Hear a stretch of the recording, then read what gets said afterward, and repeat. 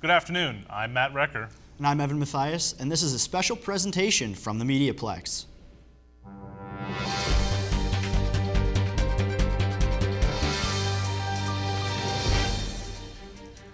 We're bringing you a highlight reel of all the best stories to come out of the Plex this semester.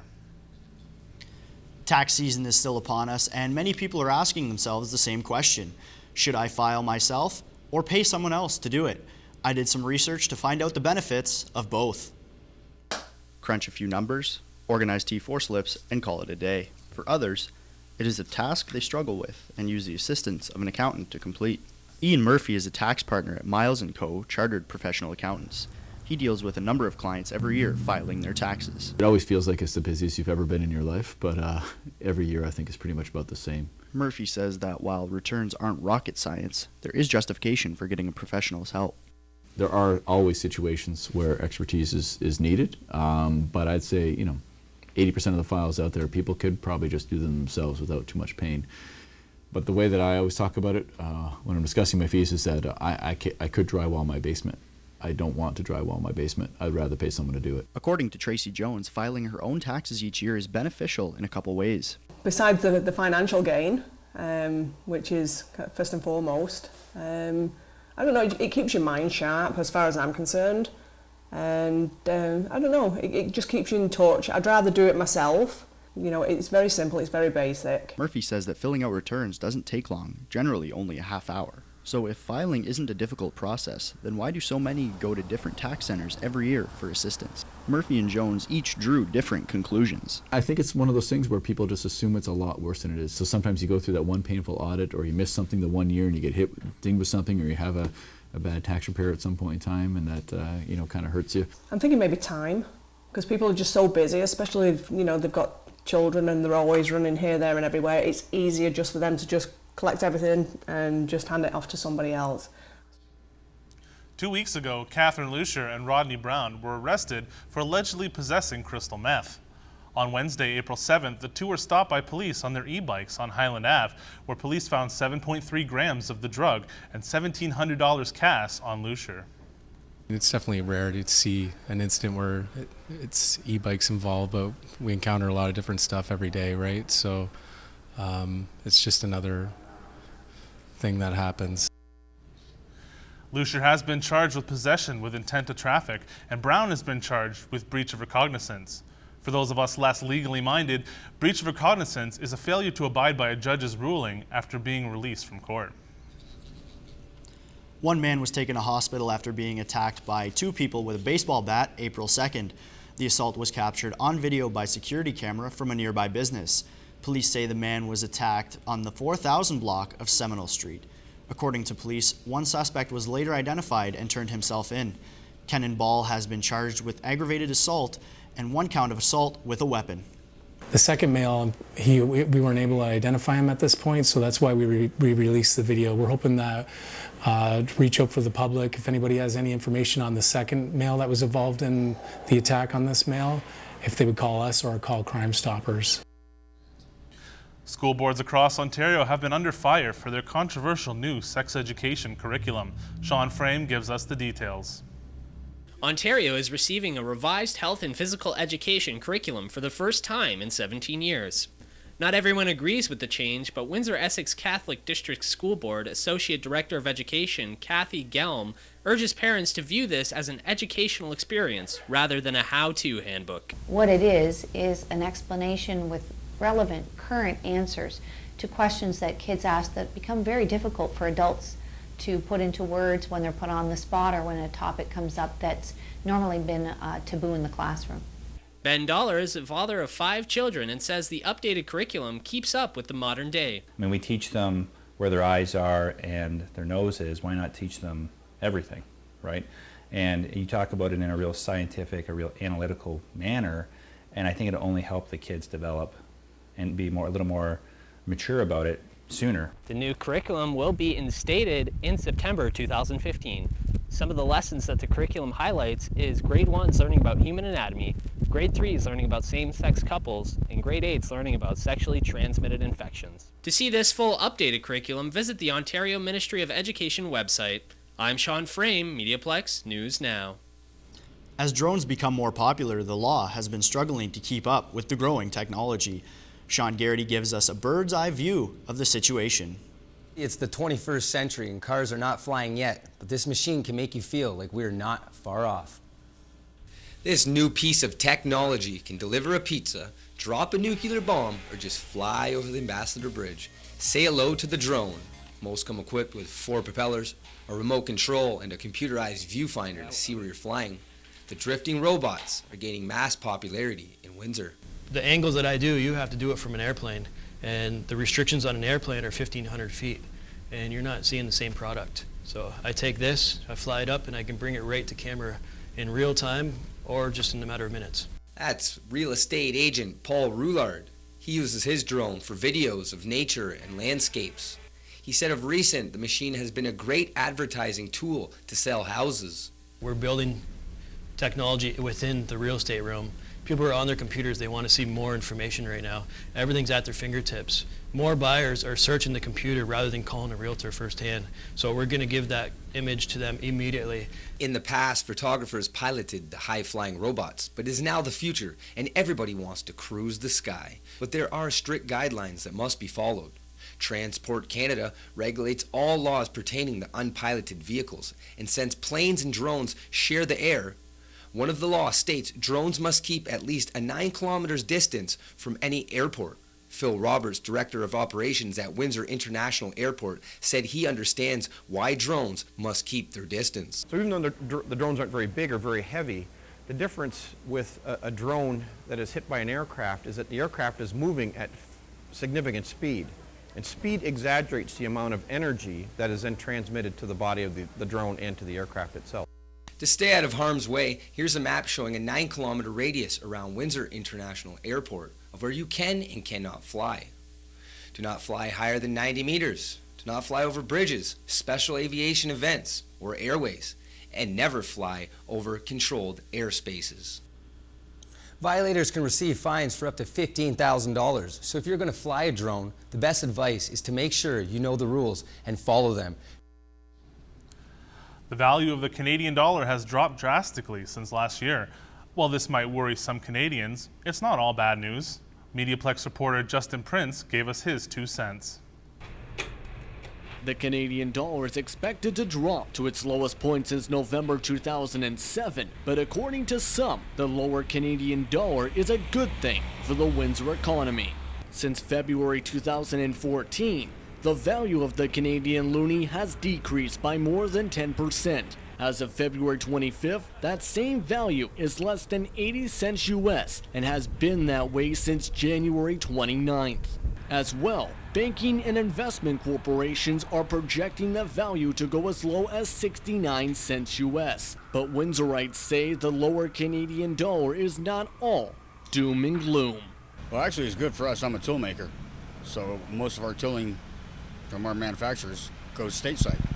So it's a bonus for us. My wife doesn't go shopping over cross border as much because it's now more expensive to go across border, and because like the oil prices have dropped, even it's not worth to go across the border as much for gas anymore. So if people will stay home and buy in Canada, it'll be better for all of us. Matt Marchand, the president and CEO of the Windsor Regional Chamber of Commerce, agrees. He says the lower Canadian dollar could mean big profits for local businesses and the tourism industry.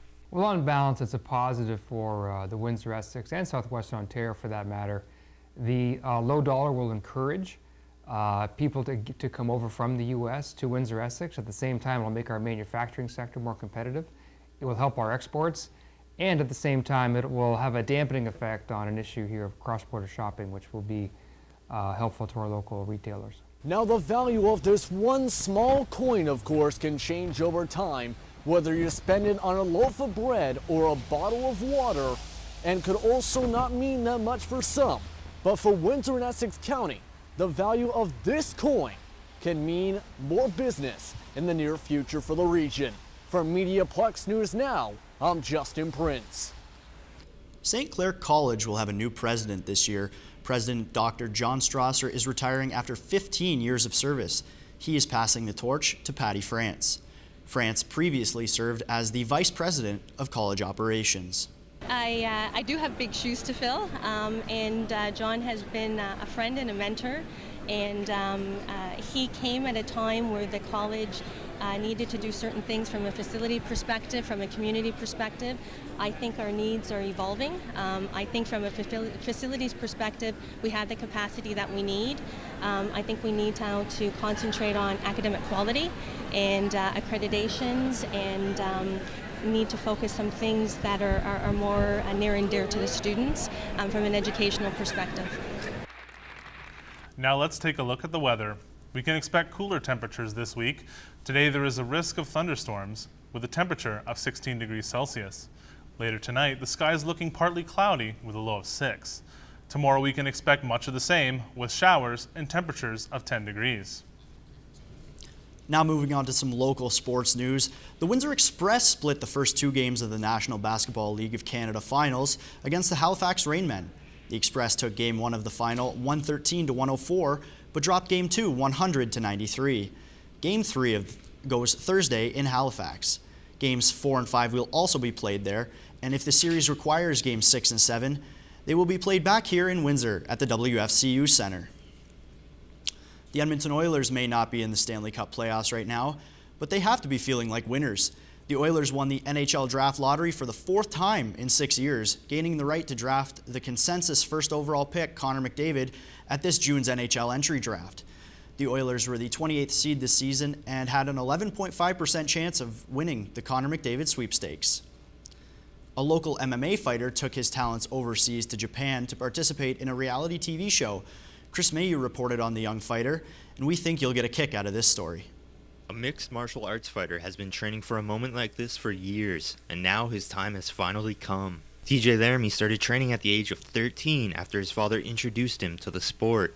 He started training at Media Martial Arts, learning kickboxing, and then made the switch to his current gym, Maximum Training Center. He said he switched to MTC because the members have a higher level of training. Everybody here, they help each other improve, and it's just a good atmosphere. You know, they're not just my training partners, they're my friends too. So, even though Laramie spends most time inside of a cage, he doesn't want to be trapped. He'll be heading out to Japan to take part in a reality TV series. The show called Fight Exchange is about to film its 2nd season. The show will document 4 Canadian fighters living and training in the foreign land. At the end, Laramie will make his pro debut in the show against a Pancrase fighter. I'm pretty excited actually. So, finally get to make my pro debut. You know, at 17, I can't really make a pro debut much younger than that. Kyle Preplik is a member of MTC and a fellow MMA fighter. Laramie is one of his main training partners, and Preplik said it's amazing to see how much the young fighter has developed over the years. He thrives on hard work, and he's just a little killer. He doesn't quit. He goes and he goes, and you know he's got a goal just like me and just like the rest of us that are planning to get to UFC. Preplik also said that he looks forward to seeing Laramie grow even more in the future. A key part in MMA is grappling. Tom Lam is one of the grappling coaches at MTC. Lam said he wasn't surprised when Laramie was picked for Fight Exchange. I knew eventually he'll get into one of these reality shows. Japan would be a good fit for him because Japan is a smaller weight category. When Laramie first joined MTC, Lam said they could tell he was going to go far. He had a natural aggression and raw talent. Laramie will return to Windsor in the middle of March after he finishes filming the television series. Reporting for MediaPlex News Now, I'm Chris Mayu. For some, lifting weights is more than a way to stay in shape. For athletes like Kelly Branton, it's a way of life. We sent Sean Garrity to the gym to go heavy or go home. Kelly Branton likes to squat 800 pounds, pull a 20-ton fire truck, and occasionally deadlift a Mazda 14 times. Branton is a professional weightlifter, and he says it takes a different kind of man to pump iron. There's a state of mind. I feel like some guys have it and some guys don't. Like when you're getting under the bar and you go to do that weight, you gotta have a couple screws loose to get up to those big weights and get it done. So I think I got a couple loose, so I get it done. Last Saturday, the Windsor Strongman bench pressed 556 pounds at the Arnold's Classic in Columbus, Ohio, which makes him the #1 ranked lifter in Canada. And that win was just a taste. Branton says his dreams are set on a bigger prize. Like my goal is not on having the best squat or having the best deadlift or having the best bench. I want to win worlds. I don't care about being good at one lift. You got to be good at all three to win. So. His workout partner, Jerry Marentet, who's broken over 300 Canadian weightlifting records, says Branton expects progression every day in the gym. He'll never be satisfied. I mean, being number one, you still want to be higher than that. You want to put those numbers out of reach, so the next generation of lifters got to chase him. Branton heads to Finland in 96 days for his first ever World Championship competition. For MediaPlex News, I'm Sean Garrity.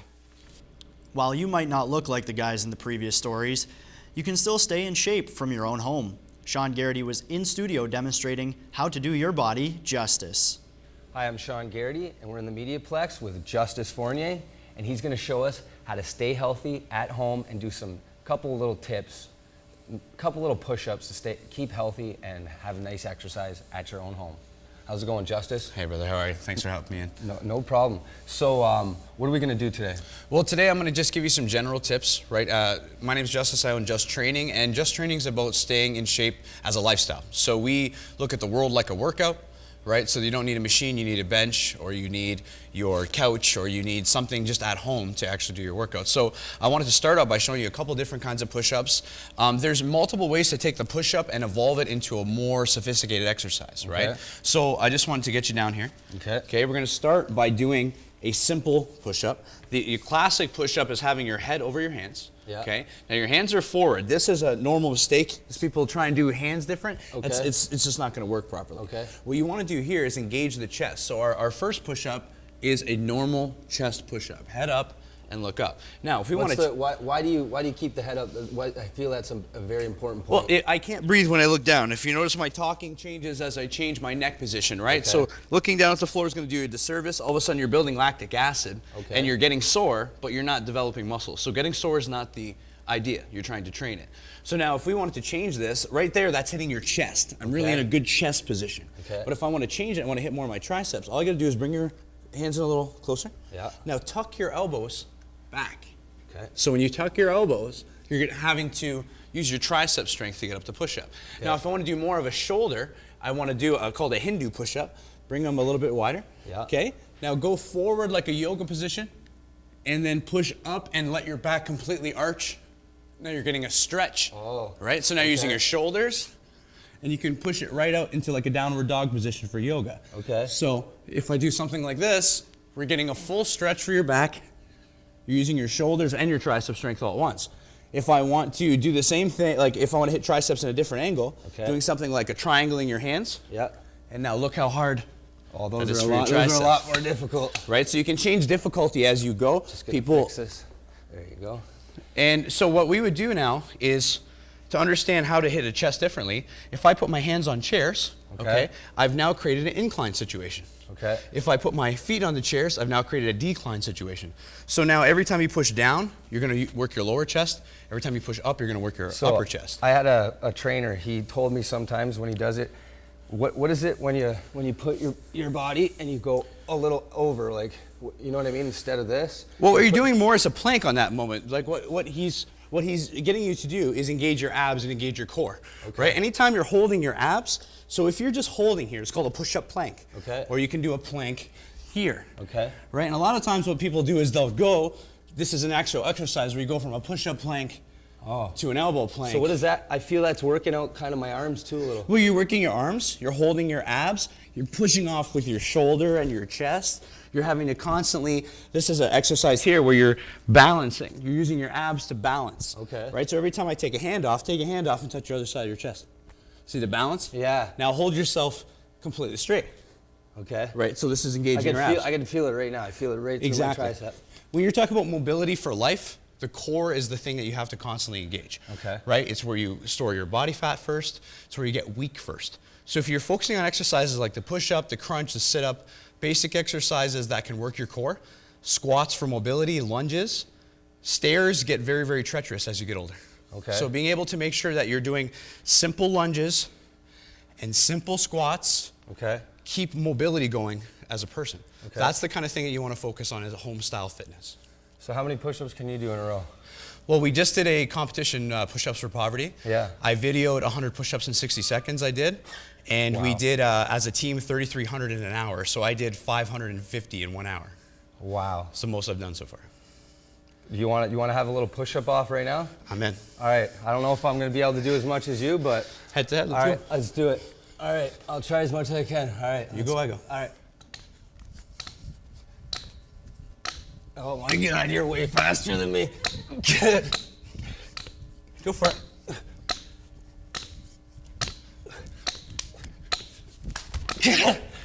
You're very good. Way better than me. Come on.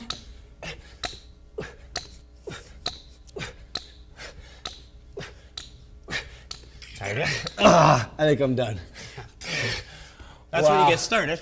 Holy. How many is the most you ever done? Wow. Well, this is how I train. Is I do things like dragon walks.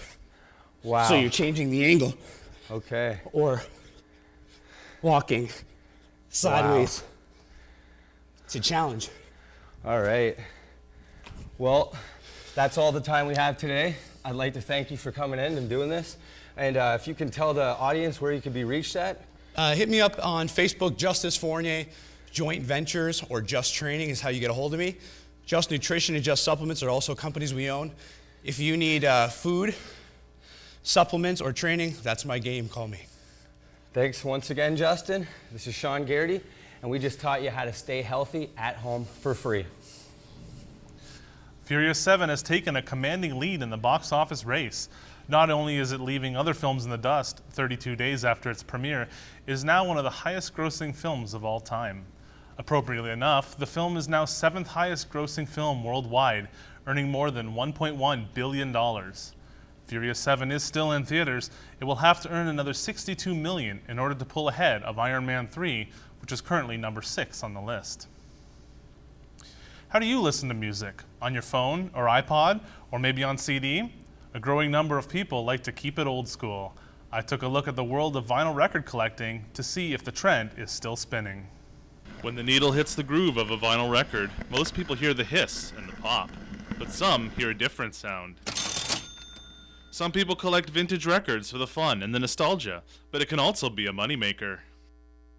The rarest one I have is one I picked up in Florida years ago. It's Alice in Chains' self-titled album. They call it Tripod. So I picked it up for $20 and now it's selling for about $150. Many valuable finds are discovered when buying bulk lots of records. Last month, Hicks and some of his collector's friends bought 400 records, and everyone took turns picking out what they wanted. John Manuel made quite a profit. Actually, the most valuable one I picked up was actually one that I picked out downstairs when we bought a lot. It was this old Canadian psychedelic band called The Spirit of Christmas, and it books for like $300. Finds like these are big profit when it comes to buying records in bulk. On the main body that we were doing the draft for was about $400, I believe.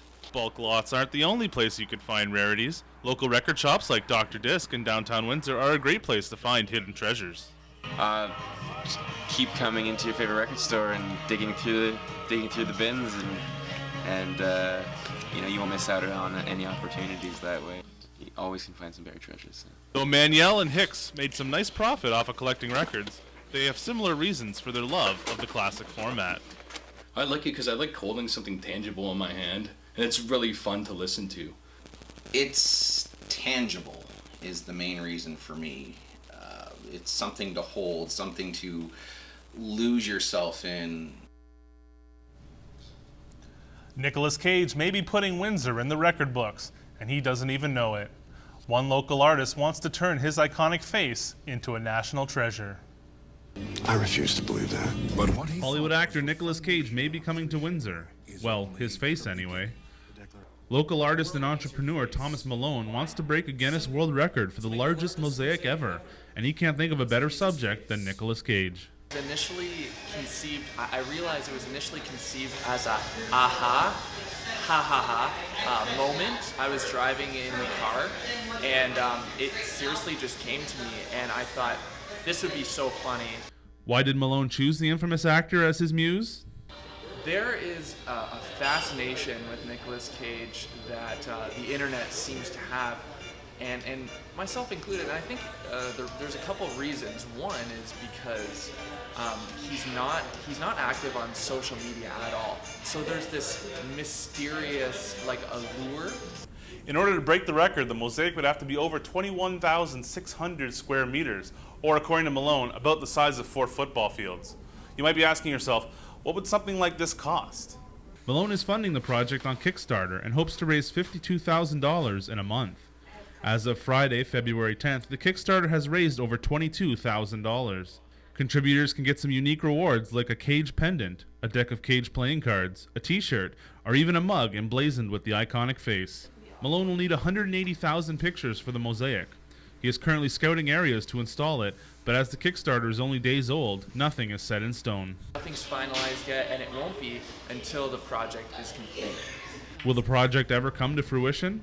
Well, unless you can see in the future like Cage in the movie Next, we'll just have to wait and see. For MediaPlex News Now, I'm Matt Recker.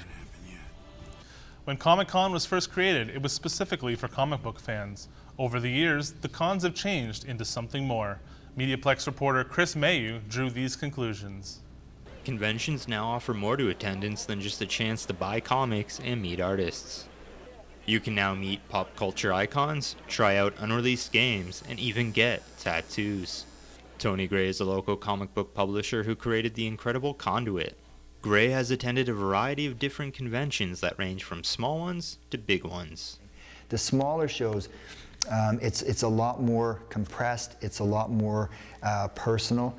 The people come up to your tables, they have a little bit more time to listen to your stories, you get to hear their stories. Local and independent conventions like Christmas Comic-Con in Windsor would be considered small, while a convention like the Toronto Fan Expo would be considered bigger and more mainstream. Both types of conventions feature their own benefits. Small cons have a cheaper price of admission, while bigger shows have more volunteers and can bring in big-name celebrities. Cons are also a place for cosplayers to meet with photographers and show off their hard work. A cosplayer is someone who wears a costume of a character from popular culture, or they can even act and dress as an actual person. Allison McGrath is a Windsor cosplayer who just recently attended the Toronto Comic-Con. I think they're a great experience and everyone should give them a shot. It's just something so different from your everyday life. You get to do something new that you don't normally get the chance to experience. The next convention coming to Windsor is the Super Summer Comic-Con, which will be hosted at the Cogeco Club July 5th. Reporting for MediaPlex News Now, I'm Chris Mayu. Thanks for joining us for our look back at a semester's worth of great journalism. I'm Matt Recker. And I'm Evan Mathias. Thank you and good night.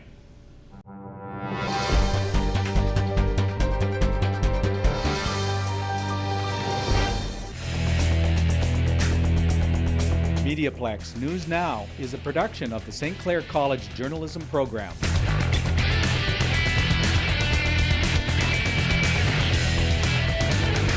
I think it's so important to be taught by industry professionals because they know what they're doing.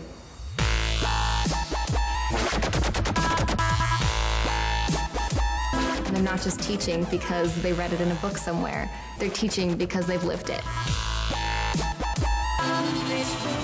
I choose to take control of my future, and my path is St. Clair College. I choose to be here.